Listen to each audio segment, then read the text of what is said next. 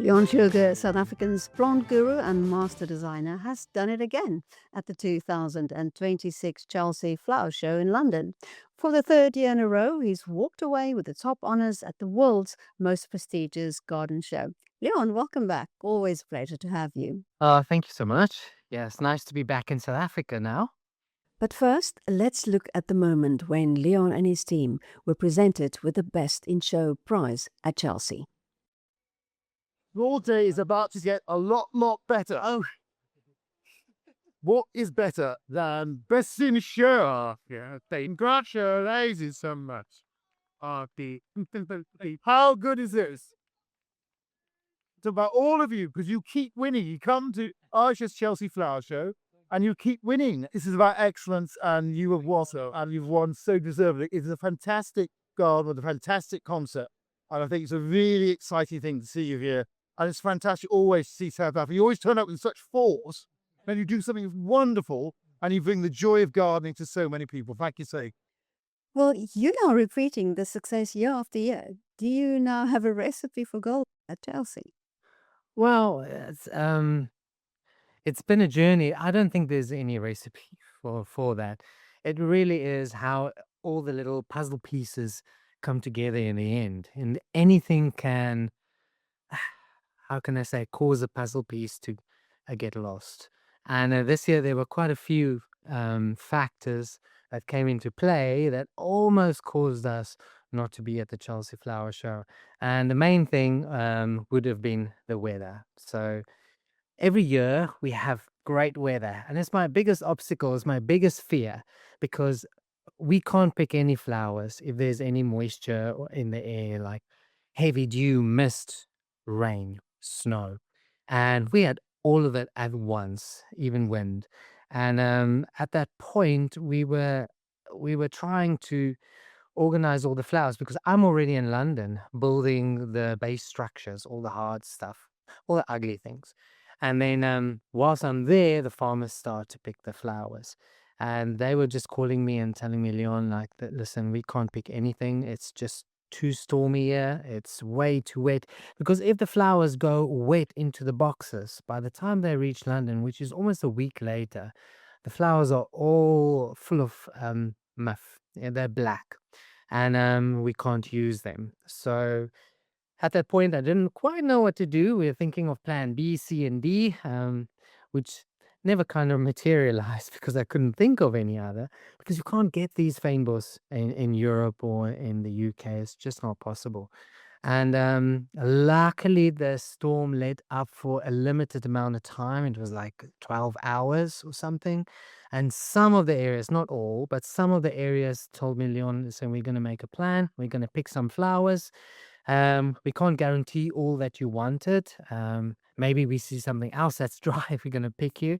And so they did. And they tried the best to dry it. And then we managed to get enough flowers this year for the show. So a big relief, and one little silver lining in all of this, because it was so cold and rainy and snowy in areas, the flower quality was just excellent because of that cold weather. So that was the only silver lining in regards to the weather element. Can you describe what you designed this year and what the thinking behind it was? So this year, the garden I designed was called Life After Fire. And the reason I went with that theme is because of all the major fires we had, especially in the Western Cape. And fires are really destructive, and it's a scary thing to have happen. And a lot of properties were lost, and animal life and all of that. It's really not great. But from a fynbos perspective, from the flowers perspective, it is necessary. But it's necessary in a balanced way, like it's been in the mountains here for hundreds of thousands of years. And we must remember that we live here in a fire-driven ecosystem, a fire-driven paradise. But the fire has to happen for us to have this biodiversity, this explosion of plants that's making the Western Cape so famous around the world for our floral kingdom. But we have a slight little problem. Because of human intervention, we have fires that become too often to the mountains, especially on the verges of the cities and towns. And that means that if a fire happens too often, say every 2 to 3 years, that means the proteas don't have enough time to mature and to set seed and to let the seed go into the landscape to create new plants. So they start to fade away. And we already see that close to the towns, how the proteas are slowly but surely getting less and less. If the fire takes too long and it's prevented from having a burn, say every 30 years, then all the bulbs and annuals and orchids that sit in waiting underneath this big protea bushes, which is dark, it's completely dark on the ground level, so that doesn't help they grow. They sit and wait because there's no sunlight. They start to lose their energy in their bulbs and in their seed, and slowly but surely they fade away. That means either or. So if there's too many fires, not enough proteas. If there's not enough fires, we lose all the other beautiful goodies underneath. And remember, a protea is a unique and a very, very protective mommy. So she has all her seed on her from the first time she flowers. And I give her a her female thing because I always associated with that. She protects all their little seeds. And only once a fire comes through, then after the fire, after the flames have gone through, then she opens up all the seed pods, which is been on her for the last 15 years or so, and then they get spread because she knows they have the best chance in life. She sacrificed her life. She's down to ashes. The ashes give energy in our poor soil here in the Western Cape. There's sunlight on the ground, so these seeds have a big chance to grow up and strong. And yeah, that's a very important thing to keep in mind with our proteas. So, in regards to the design of a garden, it is a two-way garden. So, the first side of the garden is this very destructive force of the fire that went through. It burnt all the big proteas. It's only the skeletons left and some burnt branches, and the edging of the whole garden is really scorched wood. The reason I use that scorched wood and edging and very harsh burnt elements is because I want to create this strong structure. Not a soft thing, not a floral installation that's very strong. It needs to pull your eye towards it and look twice. Also, the scent. So when you walk past the garden, you will smell the scent of smoke, of a fire that went recently through it. That gives you another sense to this garden. But then the bulbs, because it takes very quickly in the Western Cape, the bulbs immediately start to grow. Some of the earliest flowers that come after a fire is 2 weeks and after a fire to be in full flower, and that's the Satanthus, the fire lilies. But on my display, it was 2 months, 3 months. First rain has just fallen. There's a little bit of moisture. And it's 3 months after the fire, and the first of the flowers are starting to appear, and a lot of greens are coming. There's a little stream that has a little bit of moisture in it, and the moss is starting to green, and some of the orchids are starting to flower. I have a little bit of smoke coming down the little stream in the valley just to give you that illusion of there's still a smoking amber somewhere and there was a fire that wasn't there too long ago. On the other side, where it starts to merge with the other side, it's 2 to 3, maybe even 4 years after the fire. And all of these proteas have now again grown to teenagehood and they're starting to cover the soil base, and all the bulbs and orchids and annuals that's on the other side are starting to rest again, disappearing, and all of these proteas are exploding in their color and taking over the landscape as a healthy ecosystem would do. Just wow. Leon, I think you have kind of become an unofficial ambassador for South Africa's flora. When you speak about plants, and I watch you on Instagram as well, when you talk about Cape Flora, your enthusiasm is so palpable.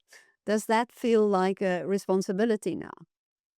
Yes, it is the responsibility. I take that on fully. And it's a responsibility not only on the world stage, where we take our fynbos and showcase it to the world and tell them what we still have here available, and promoting our cut flower industry and our green tourism, which I feel is so important. And that is to also, in the long term, saving some spaces from becoming developed, because our natural spaces are becoming less and less, but more valuable, because once it's lost forever. You cannot get it back, no matter how good you are at landscaping. That's not going to happen. And worldwide, we are so I think people are envy us because we have so many wild spaces here that's not so influenced by the human hand. And people come from all over to come and see all of these famous flowers, very famous flowers that you can buy in every nursery or garden center or flower market around the world. See them grow in their natural habitat. And I feel that is my responsibility to showcase us as South Africans, to appreciate these flowers and show how vulnerable they are, but also give them a little story, make them light-hearted, give them life, tell the story of how they develop and how they survive in their chosen little piece of land with other plants, insects, birds, or amphibians, whatever that could be.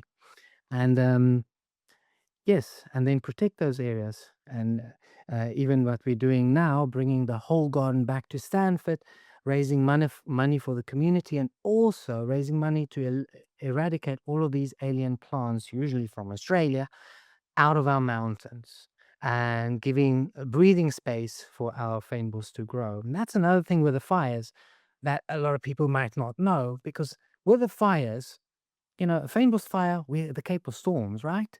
We have a lot of wind. That means the fire goes very, very, very quickly. That means the fire might be hot, but it moves very fast. And it won't burn the seeds. It just scorches the outer and exterior before they explode. But if we have all of these alien plants like eucalyptus and pines and wattles in between our landscape, they make the fire extremely hot and they keep the fire there for longer. And that is why we lose the seedbed, because they absolutely burn the seedbed also. So, very important to get that message across. You've just mentioned that the exhibition is also going home to Stanford in South Africa. So tell us about the local showcase. Is it going to be what people saw at Chelsea? Yeah, so we will be opening it on the 12th of September in Stanford, same place. And I hope that everybody in the community and farmers and flower because schools, all their chums can come and have a look at it. And how can I say?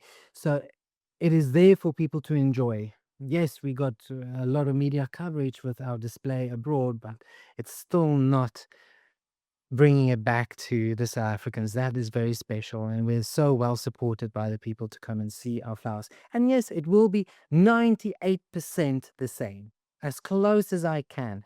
But there are one or two flowers that tell me, Leon, you can say whatever you want, but we're asleep then.